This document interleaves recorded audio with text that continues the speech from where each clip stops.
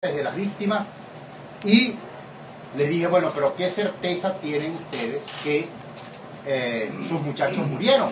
Porque pudieron haber estado en la mina. No, esa no es cualquier mina. Esas no son las minas de Bochinche, ni son las minas de Ojelata, donde tú te vas hoy y regresas a los 3 meses. Esa es una mina, para que tengan una idea, es como subir el Cerro El Ávila. Ustedes van y regresan en la noche, pues no se quedan durmiendo allá, pudiendo dormir en Tumeremo. De manera que igual hacen los del Miamo, igual hacen los del Guasipati, igual hacen los del Callao, igual hacen los de Tumeremo. Es una mina no para pernoctar, sino que van y regresan al desierto. Pero además tenemos el testimonio de primos de estos jóvenes que fueron asesinados, que 2 primos de manera concreta y puntual, que me reservo por supuesto el nombre por razones de seguridad, que manifestaron ver el homicidio y el desenlace del homicidio. O sea, el crimen completo lo vivieron, lo sufrieron en carne propia y por supuesto guardando todo el silencio que ese horrendo crimen correspondió. A todas estas me presentan a los muchachos, conocí a los sobrevivientes, a ambos, y comenzamos a movernos, fuimos a las autoridades, fuimos con el alcalde Carlos Chancellor Ferrer, a cada uno de los con quienes pudimos hablar, porque se supone que no estaban, como era sábado, entonces ninguna de las entidades tenía jefatura, pero nos atendió el teniente coronel Romney Rivero de las Fuerzas Armadas Nacionales. Y este teniente coronel del ejército nos manifestaba, bueno, toda la disposición, en efecto fue hasta la tranca, por supuesto el interés de él, entre otras cosas, él no era cuerpo de seguridad, era que despejaran la vía. Por supuesto la negativa de los familiares era que ellos no esperaban desalojar la vía. Comenzaron a venir los rumores de que sí fueron a la mina tal, que sí fueron a la mina cual. En el testimonio de los sobrevivientes decían que los cadáveres fueron montados en un camión volteo después de haber sido descuartizados. Y pregunté por qué los descuartizaban. Bueno, porque los cadáveres pesan y no los pueden montar en un volteo tan fácilmente. Esa es la respuesta que me dio el sobreviviente. Nada de esto puedo decir que sea cierto. Lo que quiero decir con esto es que la actitud irresponsable no puede ser la asumida por el gobernador Rangel Gómez, donde manifiesta que ese hecho no ocurrió, que esa masacre no devino jamás y que todo esto es un show político. Yo quiero recordarle al pueblo de Venezuela que el 26 de septiembre, anoten esta fecha, 26 de septiembre del año 2006, ocurrió la primera masacre pública, notoria y comunicacional en las minas de Guayana. Todo producto de una política errática del régimen. Porque política errática fue la misión Piar. Política errática fue la reconversión minera. Política errática fue el plan Caura 1, el plan Caura 2, el plan Caura 3. Política errática es el decreto de emergencia que desconocen Tumeremo. Una población de entre 30 y 50 mil habitantes, operan 5 bandas irregulares y armadas, pero operan 7 cuerpos de seguridad, 7. Tránsito terrestre, el más inocuo. Policía del Estado Bolívar. SEBIN, la OLP, el Ejército, la Guardia Nacional y el 6CPC. Son 7 cuerpos de seguridad y no pueden controlar un hecho tan público, tan evidente y que mantienen en un acoso permanente. Y todos estos planes, yo quisiera que este último plan que desarrolla el gobierno nacional como el motor minero y el arco minero no termine como los otros, con más muerte, con más sangre y que nos terminen, digamos, involucrando como el oro de sangre, como lo llaman por allá. Y también lo hemos dicho públicamente y yo quiero sostenerlo aquí, y es que toda esta actividad minera. Algunos me dicen, bueno, pero esa es una mina ilegal. Sí, como todas las minas en el estado Bolívar son ilegales, salvo las de Minervén, que las otorgó el presidente Caldera en su primer gobierno. El creador de Minervén, lo que es hoy Minervén, fue el presidente Rafael Caldera. Y esas minas son las únicas minas legales que existen hoy. Y a partir del año 2011, todas las minas con la nacionalización del oro fueron decretadas ilegales. De manera que no hay minas legales, pero se explota el oro. Yo quiero saber por qué el Banco Central no publica, además del oro que recauda la única mina legal que es Minervén, cuánto recaudan el resto de las minas. Ayer, el sábado, el señor Rangel Gómez anunciaba que la mina de Hoja de Lata la tenía una concesión, una cooperativa. ¡Falso! ¡Falso! No hay tal cooperativa. Eso lo opera el Topo, que es el que involucran hoy en la matanza, en el crimen o en la desaparición de los muchachos. Y digo de los muchachos porque el menor tiene 19 y el mayor tiene 31. En esa edad oscilan. Hay mujeres. Eso tiene indignado al pueblo de Guayana. Y sobremanera al pueblo de Venezuela y sobremanera al pueblo de Tumeremo. Ese mismo pueblo desde el sábado a las 11, 12 del mediodía está en protesta y hoy todavía se mantiene en protesta, incluso por la actitud irresponsable de Rangel Gómez. ¿Cómo es que se anuncia una masacre por parte de los representantes, por parte de los padres, y esta es 72 horas después de ocurrido el hecho, que ese señor no se haya presentado en los acontecimientos? Que este señor no haya ido a decirle a los familiares qué les pasó a sus hijos o cómo les pasó. Y quiero decirles una cosa más grave y quiero denunciarlo públicamente ahorita porque acabo de hablar con el amigo JJ Coello, que, como dije, perdió su hijo en ese evento, en ese acontecimiento, en ese hecho de violencia.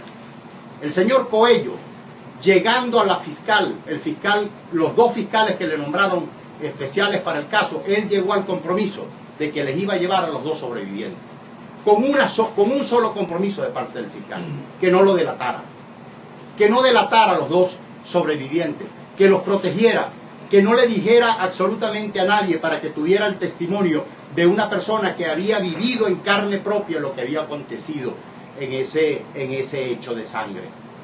¿Qué hizo el fiscal? Y esto hay que denunciarlo públicamente. Por eso nosotros no podemos confiar, lamentablemente, en este régimen, porque no es un gobierno, es un régimen, y es el fiscal, y es el gobernador, y es el presidente Maduro, y es el defensor del pueblo. No habían terminado de declarar los muchachos, los sobrevivientes, cuando ya estaba la Guardia Nacional en el sitio, buscándolos.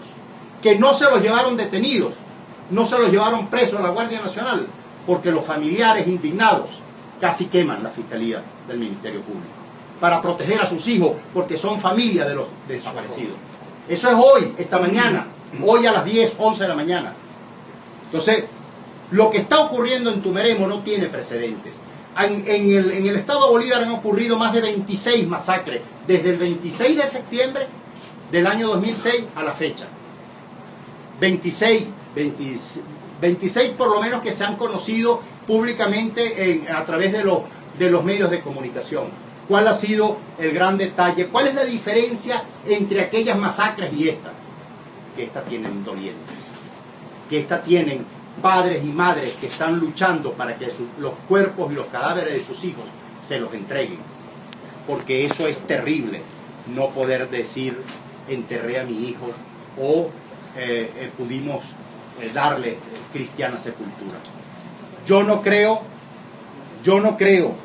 que la señora Yosleida Montilla, madre de tres de los muchachos y tía de 2 de las muchachas desaparecidas, pueda convertir esto en un show político como pretende el gobernador. Y que el gobernador se centre más en el show político y en tratar de descalificar el hecho como un show político que en averiguar y saber la verdad de lo que ocurrió lamentablemente en un acontecimiento como este. Por supuesto, yo agradezco la solidaridad que nos han mostrado los compañeros no solamente de la Mesa Democrática, la solidaridad que ha mostrado el alcalde Carlos Chancelor Ferrer, que es alcalde en ese municipio Sifonte, no solamente con los familiares, sino con la verdad, con la investigación en el caso, sino también la de los diputados en la Asamblea Nacional, porque yo creo que este es un hecho que nosotros debemos llevarlo incluso a instancias internacionales. Este caso no se puede quedar simplemente en una que a los 3 días, como ocurre en Venezuela, ya deja de ser noticia. Bueno, no aparecieron, destrancaron la vía y estos muchachos quedaron crucificados en el olvido. Yo creo que aquí hay que recurrir a instancias de carácter internacional y a organizaciones ONG de carácter nacional. Yo sé que nuestro amigo Chugo Torrealba tiene relaciones con muchos de estos organismos de seguridad. Y ojo, quiero informarles que el 26 de septiembre del año 2006, el gobernador del estado era justamente Francisco Rangel Gómez.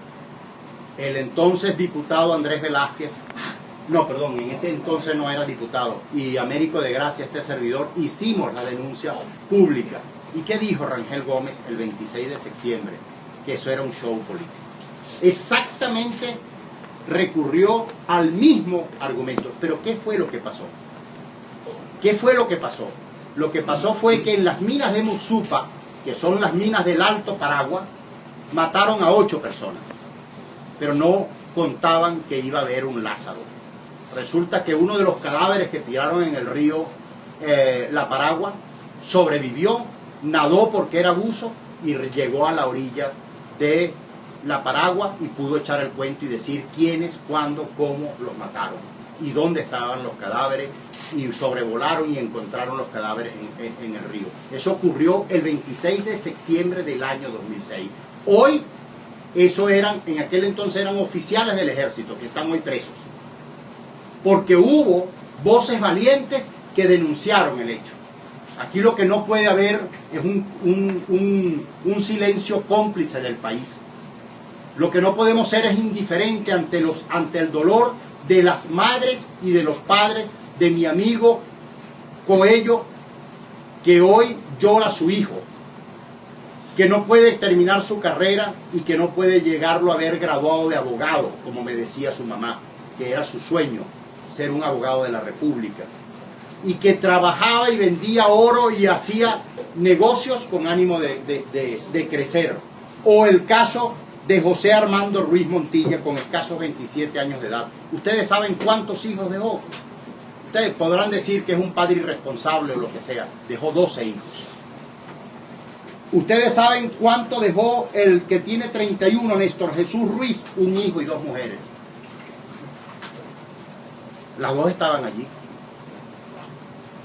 El José Ángel Ruiz Montilla dejó 2 muchachos y tiene 24 años. Y dejó el dolor a una madre que tenía solo 3 hijos y los 3 murieron en las minas o desaparecieron. Estas historias de crímenes no pueden seguir ocurriendo. Y por último debo decir que cuidado, y si detrás de este arco minero la exigencia de las grandes transnacionales, estos que se desgarran las vestiduras con aquello de la privatización y que se desgarran las vestiduras porque nosotros somos capitalistas y ellos son socialistas, para entregar las minas tengan que actuar de esta manera, liquidando al pueblo, porque lo dije en la plenaria de la Asamblea Nacional y hoy lo ratifico aquí. Yo quiero ver a la Golden Reserve ocupar las minas que hoy ocupa el Guancho con más de 10.000 hombres armados. Yo quiero ver cómo se van a meter en esas minas, porque esa es la que están haciendo. Están haciendo un fraude de carácter internacional, pero que le puede costar al pueblo de Venezuela muchísima sangre. Y toda esta anarquía minera la crearon ellos, criminalizando la minería y creando todo este andamiaje de criminalidad que hoy opera en función del diamante, en función del oro. No hay ingreso de oro al tesoro público que no sea el de Minerven, pero no hay ingreso de diamante, 0 diamante. Venezuela no produce ni un diamante. Resulta que hay minas de diamante, donde en Guayana, San Salvador del Paúl y el Guaniamo son minas activas que producen diamante todos los días del mundo. ¿Dónde va a parar ese diamante? Se está explotando en el municipio cedeño el coltán. ¿Quién se lleva el coltán? ¿Cómo se lo lleva? Yo quiero que ustedes ahora en Semana Santa, que van a tener un tiempito libre, vayan a Santa Elena de Guairén y vayan contando las alcabalas después que pasen el puente Angostura o el puente Orinoquia hasta la Gran Sabana, para que ustedes vean. Desde el puente Orinoquia hasta la Gran Sabana, hasta Santa Elena de Guairén, hay 17 puestos militares. ¿Cómo pasan las armas? ¿Cómo llegan los armamentos allí? Por eso digo que es una vergüenza para el Estado Bolívar que después de 72 horas el señor Francisco Rangel Gómez no se haya presentado a hablar con las víctimas y declara por la radio que los responsables de esa masacre seamos Andrés Velázquez y yo. Yo reto a Rangel Gómez, lo reto públicamente, a que si lo que nosotros hemos dicho es falso, si toda esta narrativa y estos señores aparecen felices y contentos, cosa que deseamos, yo le pido perdón públicamente y me retracto de lo que digo. De lo contrario, él por vergüenza, porque es la segunda vez que comete el delito, debería renunciar a la gobernación del Estado Bolívar. Pero la responsabilidad no es solamente del ciego, sino de quien le da el garrote. Y el gran responsable de este desastre hoy a nivel nacional y de lo que es el tema de la minería es directamente Nicolás Maduro. Así que debería ser exactamente lo propio. Porque Maduro tiene sus manos metidas en todo esto que ha ocurrido y está ocurriendo en materia de minería. Como dije, narré 9 planes mineros distintos. Todos han fracasado porque parten del criterio de la criminalización, de que la minería es una actividad ilegal y en consecuencia es una actividad que no requiere ni amerita la participación de otros que no sea el Estado. Y yo pregunto, ¿sí pueden los canadienses, los de la República del Congo, los de China y otras 150 empresas transnacionales operar en las zonas mineras de Venezuela y los venezolanos no podemos operar allí? No pueden operar los muchachos de Tumeremo, no pueden operar los de La Paragua, los de Icabarú o toda esta población que de alguna manera vive de la minería y que ha vivido de la minería. Y por supuesto nosotros no somos ningunos depredadores ni estamos pensando en de manera solamente mercantil. Estamos pensando de que la actividad minera se puede desarrollar perfectamente en armonía con el ambiente. Se puede hacer con ordenamiento territorial serio. Se puede hacer, y ojo, el único ordenamiento territorial que se ha hecho en el Estado Bolívar se hizo cuando Andrés Velázquez fue gobernador del Estado. Y lo tiraron al cesto de la basura.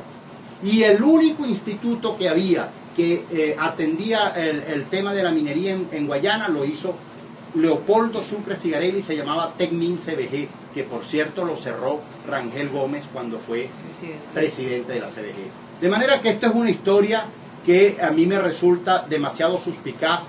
Hay muchas cosas que se están encubriendo y mucho crimen. Hay mucho más preguntas que respuestas a todas estas cosas que nosotros estamos diciendo. Por último, de verdad, nosotros nos hemos comprometido con los familiares a buscarle un nicho aquí en Caracas para que ellos puedan narrar en distintas organizaciones ONG y en distintas instancias nacionales e internacionales lo que aquí está ocurriendo. Están por venir, quedaron incluso de estar hoy en la mañana. Bueno, por todas estas cosas que sobrevenidas en última hora no han podido estar, pero en el transcurso de la semana van a estar no solamente familiares, sino también acompañados por el alcalde Carlos Chancellor, para que podamos resolver o ayudar a resolver este problema que hoy lamentablemente embarga y enluta a muchas familias en Sifonte y en el Estado Bolívar. No sé si tienen alguna...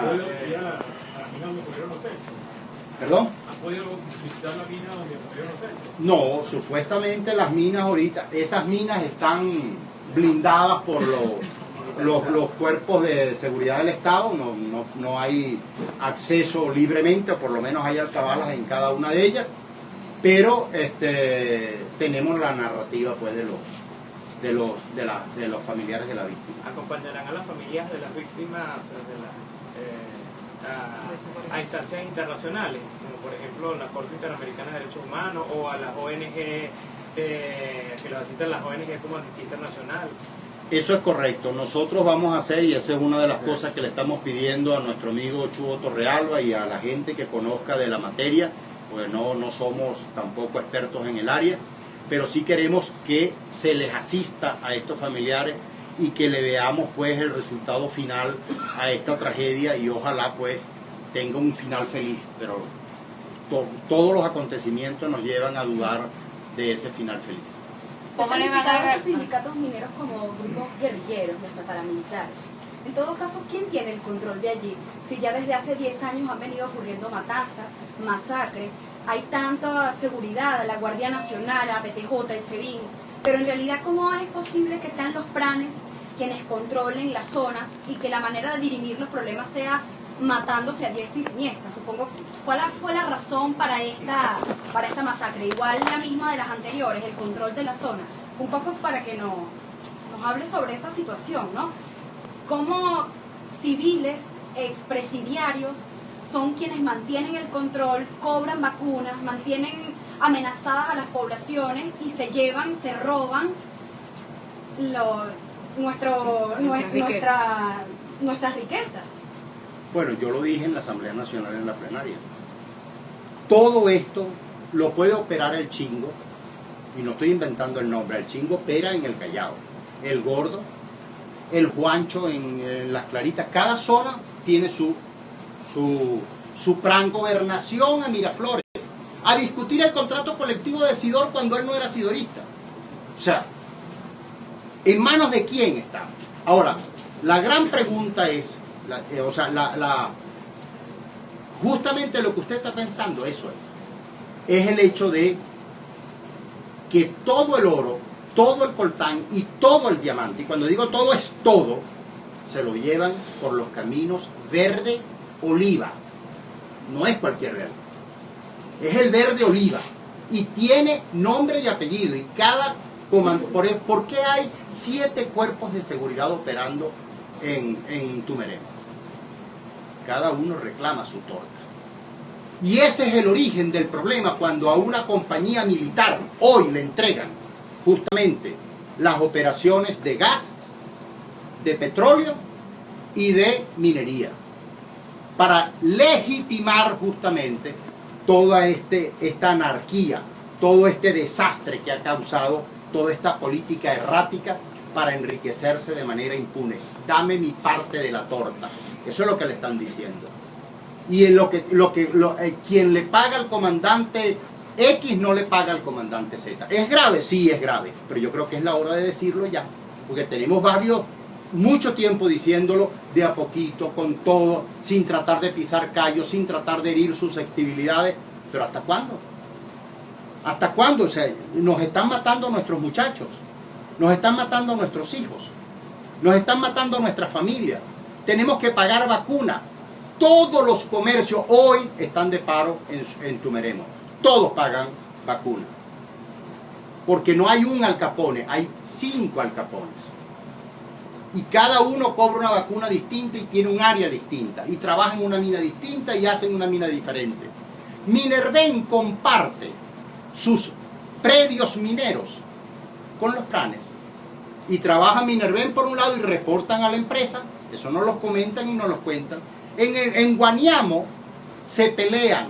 ¿Esto lo controla la Naval o lo controla la Guardia Nacional o lo controla el Ejército? ¿Qué hace la Naval, el Ejército y la Guardia Nacional, por ejemplo, en La Paragua? En La Paragua funcionan los 3 organismos: la Naval, el Ejército y la Guardia Nacional.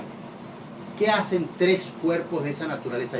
Bueno, cada quien tiene su parte, porque no se justifica que todo esto esté ocurriendo y aquí no se diga ciertamente lo que se tiene que decir. Esto es sumamente grave y por supuesto yo creo que esta es la razón y estos son los resultados que hoy vemos y que hoy tenemos lamentablemente en Guayana. Y Guayana es un capítulo y algunos nos dicen, bueno, no, eso está ocurriendo en Guayana porque en Guayana hay oro. No, y la inseguridad en Caracas, ¿cuál es el oro? Y la inseguridad o sea, los oros son distintos, son de otro nivel, es la gasolina. 27 estaciones de combustibles en el sur del estado Bolívar fueron confiscados y fueron expropiados a particulares, porque supuestamente había contrabando de combustible. Se acabó el contrabando de combustible ahora que está en manos del ejército, porque está en manos del ejército. O sea, quien opera las estaciones de combustible son el ejército. ¿Cómo es que ahora hay tráfico de hay contrabando de combustible? Hay una versión de testigos que habla de la participación del funcionario del Estado en esta masacre. Creo que hubo. Afirmado desmentir esto. O sea, que esos delincuentes Ya cuentan voy, con la perdón, anuencia. no entendí la Hubo pregunta. participación del funcionario del Estado, del SEBIN. Bueno, eso fue tratado y eso fue dicho al comandante que le dije a ustedes, comandante del ejército, Rodney Rivero. Personalmente se lo dije en una conversación que sostuvimos. Me dice, esa es la manera o es la forma como operan los delincuentes en las minas. Van vestidos de SEBIN, van vestidos de... Y yo no quiero ni siquiera dudar de que eso sea así. O sea, que un malandro se disfrace, vamos a hablar en esos términos, de funcionario policial. O sea, yo no quiero... Pero de que de alguna manera toda esa operación se da con el visto bueno del alto mando militar, puedes escribir lo que es así. No tiene explicación que la gente ande con los fusiles y las armas en las calles. Como si las armas existen dentro de la cárcel, que me den una razón por qué no deben existir en la mina. O sea, y no armas largas. R15, bueno, yo no conozco mucho de ese tipo de instrumentos, pero ese tipo de cosas que de alguna manera ponen en evidencia la descomposición y la decadencia de este régimen y dónde ha conducido y ha llevado lamentablemente a Venezuela. Por eso yo creo que tenemos una inmensa responsabilidad como venezolanos, esta generación, indistintamente, más allá de la mesa democrática y de los partidos políticos, ustedes como periodistas y los venezolanos de a pie, de dar nuestro aporte para salir cada día más rápido de toda esta tragedia en la que hoy lamentablemente estamos involucrados. Esa hipótesis que usted planteó de esta transnacional canadiense que estaría solicitando una limpieza, por de alguna manera decirlo así, ¿usted cree qué tan probable cree que sea eso? Bueno, los chinos les entregaron esa misma concesión en el año 2011, no la pudieron ocupar. No la pudieron ocupar. Los chinos tuvieron y firmaron en Miraflores esa concesión. Nunca la pudieron ocupar. ¿La van a ocupar los canadienses? Yo creo que yo creo que el gobierno se entrampó con Golden Reserve porque tenían una demanda de carácter internacional. Y ahora, bueno, yo me imagino que ellos se limitarán solamente a jugar en la bolsa de valores en Vancouver o cosas por el estilo, pero no creo que vayan a meterse a pelear con el guancho allá en el kilómetro 88. Y eso es un perjuicio para Venezuela, por supuesto. Eso es un perjuicio para Venezuela porque Venezuela deja de tener ingresos. De eso no le ingresa ni un solo centavo a ninguna de las alcaldías. Ninguna de las alcaldías del país. Es más, desbarataron lo que se había hecho en el pasado del FIDES, del LAE, de la descentralización, de recursos provenientes de las minas, del petróleo, a propósito de fortalecer los gobiernos locales para que los gobiernos locales tuvieran capacidad de respuesta, y nada de eso ocurría. Yo fui alcalde en el municipio Piara, en Upata. Cuando yo fui alcalde, se recibía de cada 100 bolívares que ingresaban al Fisco Nacional, 4 eran para los municipios en el país. Hoy es 1 bolívar el ingreso por municipio, o sea, salvando la distancia. Todo esto es un retroceso ¿cómo se llama? Puesto Pero ¿te refieres a lo del Táchira o te refieres a lo de las minas? fronteras, o sea, A las fronteras. Mira, si me tocara la conclusión a mí, yo diría que este gobierno no tiene remedio. Este régimen no tiene remedio. Este régimen no tiene remedio ni en materia de seguridad, ni en materia de frontera, ni en materia de salud, ni en materia de inflación, ni en materia de escasez, ni de crisis eléctrica, ni de ninguna de las cosas de las penurias. Yo lo describía la vez pasada en mi intervención, citando a Fernando Enrique Cardoso, que Chávez podía haberse mantenido en el poder toda la vida, como en efecto se mantuvo hasta el día de su muerte, pero gobernar nunca, porque el sinónimo de gobernar es resolver, y estos señores no resuelven, y no van a resolverlo. Ellos lo que quieren es mantenerse en el poder, y yo creo que el gran aporte que puede hacer no solamente la Asamblea Nacional, sino la Mesa de la Unidad Democrática y el país democrático en general, es allanar el camino para que la salida sea pacífica, constitucional, democrática y electoral. Y hay muchos mecanismos que están en marcha, algunos consensuados, otros no, pero que son perfectamente válidos y perfectamente constitucionales. Y por supuesto, la Asamblea ya dará pues su veredicto. Nosotros estamos adelantando, cuando digo nosotros me refiero a la causa R, el tema de la enmienda constitucional, pero hay otros que están adelantando legítimamente el referéndum revocatorio, porque también tiene fecha de vencimiento. Están adelantando por otro lado la renuncia del presidente. Algunos dicen, bueno, pero la renuncia siempre es voluntaria. Ninguna renuncia al final es voluntaria si no se hace por la presión popular. ¿O es que acaso De la Rúa en Argentina renunció de manera voluntaria? ¿O Collor de Melo en Brasil? ¿O cualquier otra experiencia que se tenga? Lo cierto es que tiene que haber, en todas, lo que sí coincidimos es que en todas tiene que haber calle. En todas tiene que haber fuerza, músculo social para poderlo hacer, como en efecto hoy es noticia Tumeremo. Está bien, hubo esta tragedia, pero es porque hay un pueblo firme que está allí parado al lado de los familiares, de las víctimas, que está dando la cara y que está exigiendo que se haga justicia. Diputado. Ayer el gobernador de Bolívar hablaba que, bueno, que eran informaciones falsas lo que se había dicho sobre Tumeremo, que eran acciones suyas y las denuncias suyas y del señor Velázquez eran producto de politiquería, y hoy da unas declaraciones, una conferencia de prensa donde habla que se sigue la búsqueda, que hasta ahora no se ha localizado nada, pero reconoce, habla de la posibilidad de un enfrentamiento entre bandas criminales. Quisiera su apreciación sobre eso. Y ¿usted confía, cree o tiene la esperanza, me imagino, que los cuerpos de estas personas desaparecidas van a aparecer, o cree que va a ser imposible? Los tumeremenses saben dónde están los cuerpos.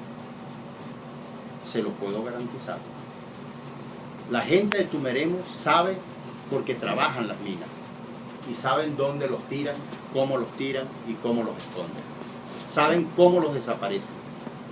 Ese es nadie se atreve a hablar, nadie se atreve a denunciar, porque ahí se paga con la vida cualquier denuncia de este género. Y por eso narraba, no sé si usted estaba cuando yo narraba, que el acontecimiento de hoy con el fiscal del Ministerio Sobre Público. ese punto quería preguntarle, ¿qué garantía le dan a esos dos muchachos que fueron testigos del Bueno, le corresponderá ahora al mismo pueblo, a nosotros mismos, protegerlos.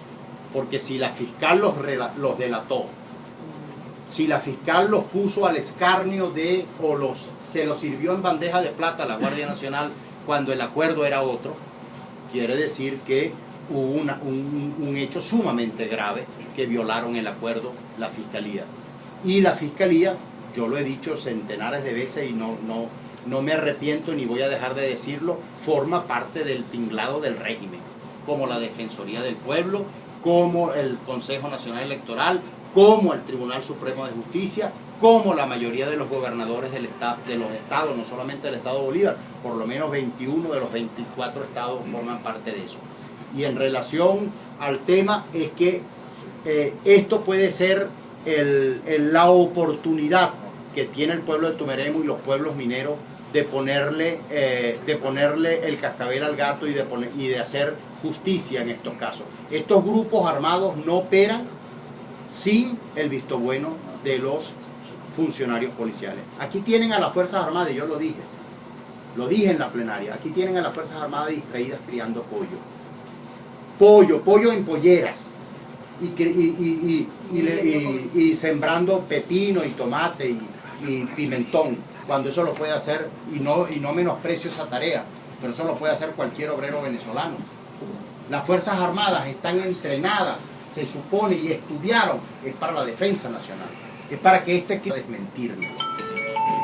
Antes del año 2000, fecha exacta, no ocurrió jamás en el estado de Bolívar. Jamás, nunca.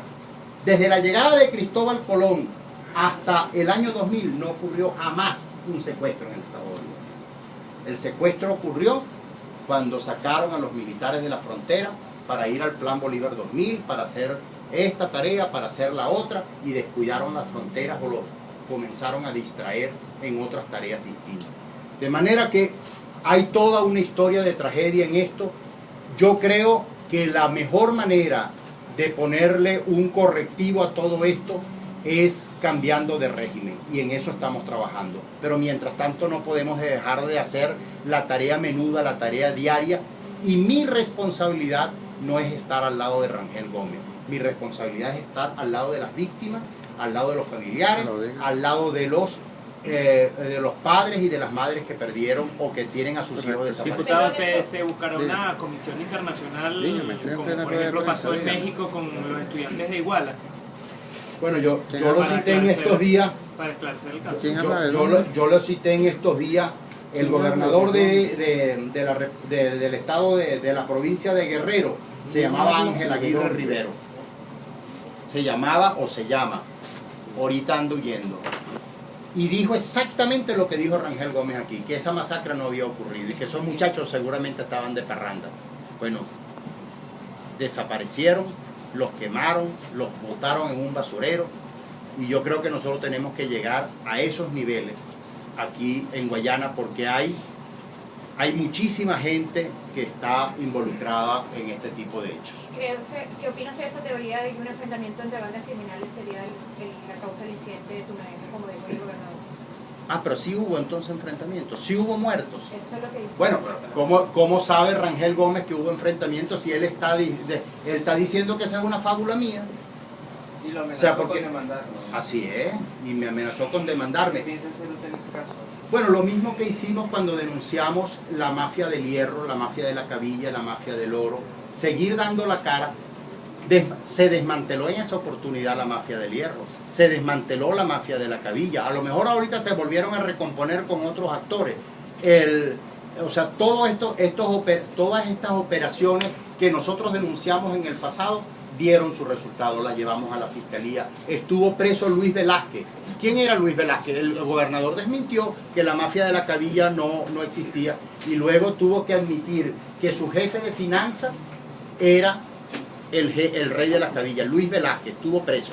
Su hermano es el presidente del Destino Táchira. Exactamente. Esos son los personajes.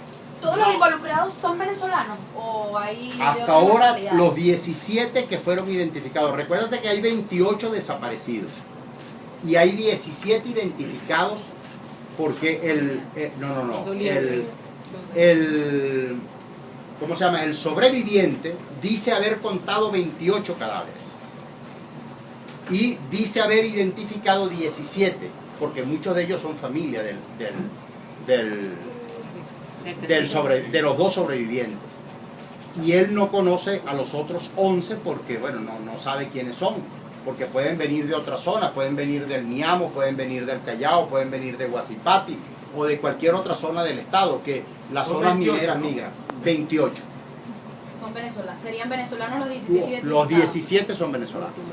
Es verdad que había una embarazada en el grupo. Todas las anteriores que usted ya ha denunciado. Que tienen dolientes. Tienen dolientes. Por ejemplo, las otras masacres que nosotros hemos denunciado, nunca aparece un familiar. Nunca dice que hay... Estas versiones que han recopilado de sobrevivientes y testimonios, ¿qué versión tienen ustedes de qué fue lo que ocurrió allí exactamente? ¿Por qué los matan? ¿Por qué sobrevivimos? ¿Cómo mueren nosotros? Tengo entendido que en esa mina trabajan cientos de personas y estaban todos trabajando en el momento que llegaron estos grupos criminales. ¿Cómo ocurrieron los procesos? Bueno, lo que dicen, lo que dijeron en esa oportunidad, o me narraron los sobrevivientes, era que vinculaban a estas personas con otros grupos distintos. Estoy hablando del grupo de El Topo. Se supone que estos pertenecían o los vinculaban o sospechaban que podían pertenecer a otros grupos distintos a El Topo, y entonces a los que estaban libres de culpa los pasaban hacia un lado, y a los que se supone involucraban los pasaban hacia el otro lado. Pero esto tiene que ser o tiene que formar parte de la experticia que hagan. Ahora, lo cierto es que son venezolanos, lo cierto es que están desaparecidos, lo cierto es que son jóvenes, lo cierto es que fueron a trabajar. Eso te hace socio de alguna manera, ¿no? ¿Quién es ese topo? El Topo es el PRAN que controla las minas de Hoja de Lata y del municipio Tumeré, de la ciudad de Tumeré. Particularidad. Sabiendo que no Él es confían en identificado la como- fiscalía, ustedes van a llevar esa denuncia al Ministerio Público, y si es así, Ana declaró el señor Coello, declararon, como lo dije ya, que se supone que la Defensoría del Pueblo debería ser la contraparte de, no formar parte de, o sea, porque si es la contraparte debería estar del lado de las víctimas, no de los victimarios. En este caso no puede actuar al lado de la Fiscalía. En todo caso, ¿cuál sería? ¿Qué cree usted que pueda arrojar esa investigación? No, yo lo que creo es, escuchado y conociendo al régimen después de haberlo combatido más de 17 años, yo me imagino que esto es para echarle tierra. Aquí no hubo muertos, aquí no hubo desaparecidos. A lo mejor los muchachos están ahorita en Suiza, en Ginebra, esquiando, no sé, agarraron mucho oro y se fueron, porque es que hay tanta fantasía que quiere este gobierno, que si la iguana, que si el rabipelado, que si la cosa, o sea que a mí no me extrañaría. Este grupo de delincuentes fueron de alguna manera identificadas como pertenecientes a bandas rivales o a grupos rivales a este topo. Bueno, eso es lo que comenta el gobernador. O sea, indistintamente si eso ha sido así o no, lo lógico de parte de él era que se investigara. Ahora, ¿cómo es que estos señores operan? ¿Cómo es que el gobernador dice que Hoja de Lata es una tacita de oro y él sabe que lo opera el Topo? ¿Cuál es el vínculo entre el gobernador y el Topo? El gobernador nunca aclaró cuál fue su vínculo, por ejemplo, con el gordo Bayón que le prestaba su avión. O sea, perdóname. O sea, por eso es que el gobernador tiene que dar muchas explicaciones de todo este tema. Bueno, yo les agradezco muchísimo, de verdad, porque tenemos otros compromisos que cumplir, y agradecerle Ya, pero también a nuestro quédense por lo amigo menos 30 segundos ahí Chugo para hacer Torrealba. silente, por favor.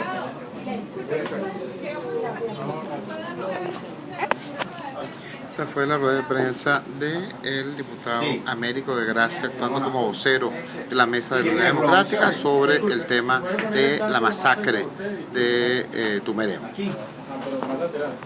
Aquí. Lateral. Sí.